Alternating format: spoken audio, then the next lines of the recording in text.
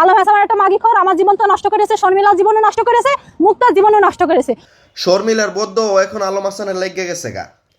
আলম হাসানের 3 নাম্বার বউ এখন আলম হাসানের মোহ বাস করে যাইতাছে গা। আলম হাসান 3 নাম্বারটারও টিয়াইতে পারতেছে না। আচ্ছা মাইনা নিলাম প্রথমটার নাও দোষ আছিল, দ্বিতীয়টার নাও দোষ আছিল, তৃতীয়টারও কি তা দোষ আছে। এখন আমার মতে দেখতেছে যে বেটা 3 নাম্বার বউ পর্যন্ত টিয়াইতারা না, হের হিজলা বিয়া করা উচিত। আমি এটাই বুঝতেছি না, এত সুন্দর সুন্দর বউ বিয়া করছস, করার পরে এত কাহিনী এত কন্ট্রোভার্সি কেমনেও। এখনের কাহিনীর পর অনেক কিছু বুঝ হয়ে গেছে গা, বেশি কিছু বুঝার বাহি নাই। মেন কথাই লাগে আলম হাসান বউ ব্যবসা করে। কিছু কিছু বউ ব্যবসায়িকরা আছে তারা একটা বউ নিয়ে ব্যবসা করে, কিন্তু আলম হাসান একটার পর একটা ফাল্টাইবো, একটা একটা করে নতুন নতুন লইবো আর ব্যবসা করব। তাইলে একবার চিন্তা করে দেখেন, এবারের জীবনে বউর দরকার নাই, হিজলই জরুরি, হিজলই দরকার।